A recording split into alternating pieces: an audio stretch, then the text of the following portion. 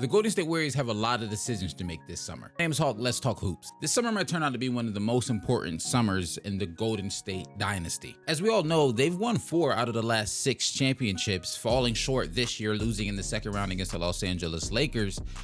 And a lot of things came to the light in that series. Jordan Poole looked like a shell of himself. Klay Thompson didn't look like himself. The Warriors are too small on the defensive side of the ball, and they don't have enough offense to work alongside Steph Curry. Meanwhile, Steph had the highest scoring output in the playoffs of his career. He averaged 30 points in the playoffs, first time in his career. During that Lakers series, we got to see him act more as a traditional point guard, working a lot in the pick and roll. So Steph proved that he's still elite and still one of the best in the league, and still a guy you can build a championship caliber team around. So today I wanted to share a couple of quick thoughts on what I think the Warriors summer might look like, or at least some of the decisions they have to face. And I want to start at the top with Bob Myers, the current GM of the Golden State Warriors, the guy who's been the brains behind this amazing run we've seen for them. He's been the GM since, I want to say, the 2012-2013 season, and he's been there for it all. He saw the rise of Klay, Steph, Draymond. He saw them win championships. He was instrumental in bringing Kevin Durant over. He ushered in the swap for D'Lo and Andrew Wiggins. He made huge decisions for this Warriors team, and his contract's up at the end of the summer. And Woj reported the other day that he actually wants to take a couple of weeks off to think about his options, decide if he wants to return to the Warriors. Maybe he wants to be done, maybe, I don't know. As crazy of idea as it is, because I've always thought of Bob Myers as a Warrior for life, there could be other owners honestly trying to get Bob Myers and really throw him a bag. He might want a new opportunity to do something new in a new city. I don't know what his thought process is, but I bring him up first because he's the one that Steph trusts, that Klay trusts, that Draymond trusts. And he's the one who brought all those guys together. He's the one who made all this possible. I don't think the Warriors can make a decision in terms of extending Klay or extending Draymond, potentially even trading Poole. We'll talk about all those things in a second, until they decide who's going to be running the ship. And if it's not Bob Myers, that's big shoes to fill for the next guy and a lot of pressure to make these decisions. We talked about Poole, Klay, and Draymond, and we talked about Bob Myers as the guy who makes all of the decisions. Well, let's look back on the decisions they made last October of extending Jordan Poole. Jordan Poole currently has a 4-year, $128 million contract that starts next season. He's going to have an average salary of $32 million per season. He'll be unrestricted free agent in 2027, and this is coming off of him looking absolutely abysmal in the playoffs. Now, don't get me wrong, at the time of the signing, it looked worth it. It looked like it made sense. He was very instrumental and a big part of why they won that championship. He looked great being another ball handler alongside Steph Curry. And at one point you thought, oh snap, the Warriors have another playmaker. They have their future guard. Maybe not to the extent and obviously the success that Steph Curry was, but they had a future that they could lean on. In the playoffs last year, Poole averaged 17 points on 50% from the field and almost 40% from three, 39. And this year, an absolute abysmal 10 points a game, 41% from the field, 25% from three. At times in this year's playoffs, Poole looked absolutely unplayable. Shifting gears to look at the other two pieces of the Warriors' big three, Klay Thompson and Draymond Green are expecting, or at least I'll say hoping, for some sort of extension this summer. Klay Thompson is currently under contract until 2024, where he'll be a free agent. But it's been rumored and it's been expected that he wants some sort of extension to hang around with the Warriors for a little while longer, which is understandable. Draymond Green, on the other hand, has a player option for next season for $27 million, and he'll become an unrestricted free agent in also the summer of 2024, or this summer if he decides to opt out and restructure his deal. Now, the reason all this is interesting and important is because the new collective bargaining agreement that was just agreed to between the Players Association and the NBA owners. A lot of different things happen in that agreement, and maybe we'll go down and give a more detailed list in a future video. But one of the main things I want to focus on and how it impacts the Warriors is they simply can't afford all of these guys to pay them what they want. At one point, it was rumored that Draymond and Klay wanted maybe not a max, but at least a decent sized deal. Or I'll say at least a deal that looks very similar to the deal that you gave Jordan Poole, which in his case was 4-year, $128 million, $32 million a year. It's likely that Draymond and Klay, at least one of them, I don't even think they can do both of them, won't even get a deal that they gave to Andrew Wiggins, which was a 4-year, $108 million, averaging like $24 million a year. Now, granted, when you look at a guy like Klay Thompson, he's coming off of a max contract. Maybe he's willing to take a sort of a pay cut to stay there longer.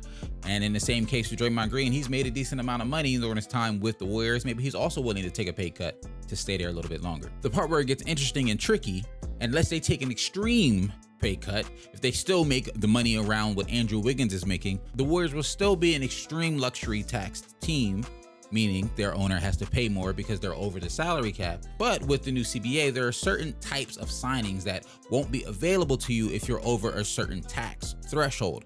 The Warriors ultimately would end up being over that tax threshold if they brought back their full big three. If they get paid something in the ballpark of Andrew Wiggins, like I mentioned earlier, how does that impact them realistically?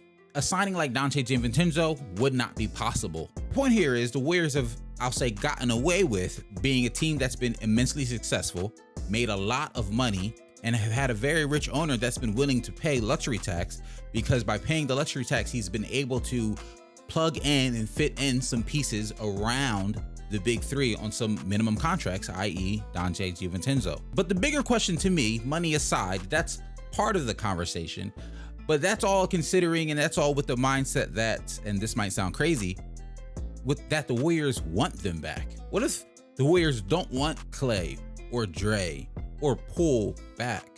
What does that future look like? Because in my mind, even if you bring back and you keep Jordan Poole, who's already under his contract, Draymond and Klay somehow work a redeal and work a restructure, Bob Myers decides to come back to the Warriors, and everything's happy-go-lucky and everybody's getting paid what they want. What we just saw from this Warriors roster, to me, looking at the rest of the landscape of the Western Conference, the rest of the landscape of the NBA, that's not a surefire way to a championship for me. I think there are still a lot of glaring holes on this team and gaps they need to fill. Like I said earlier, defensively, they're a little too small for me. I think this team lacks some offensive versatility. We saw when they honed in and didn't let the Warriors work Steph Curry off ball, and Steph Curry was forced to do a lot more pick and roll, something he was very capable of in that Lakers series, mind you. But when he went to find those other guys to make their shots, they simply didn't hit him.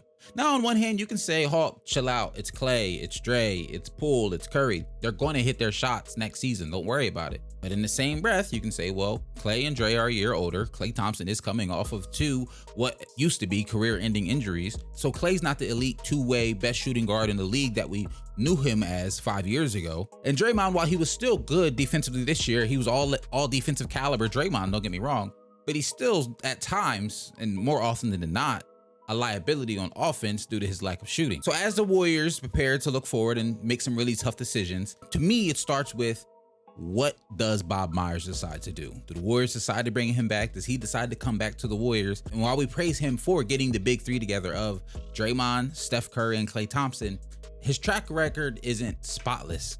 The Warriors had two really big opportunities to keep this machine going and to make sure they solidify and get some of these pieces that I'm saying they need: the size, the defensive versatility, some more offensive versatility. They had some opportunities to get that in two top 10 draft picks. In 2020, the Warriors had the second draft pick in the league, and they picked James Wiseman. They took a swing on a guy who they realized at the time, hey, we need a center.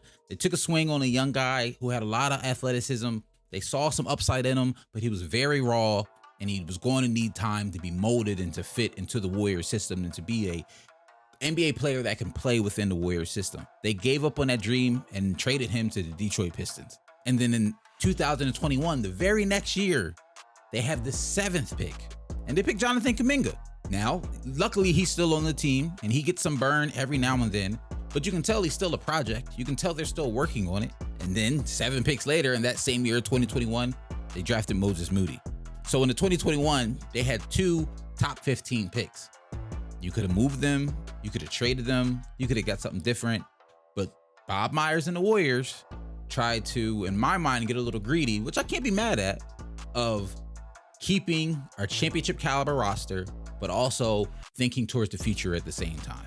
Was it a mistake? I think in hindsight, we can all agree it was. But I think this situation that the Warriors now find themselves in is a perfect example of being a GM is, one, a very difficult job at the NBA, and 2, teams really have to decide what their identity is going to be and stick with that direction.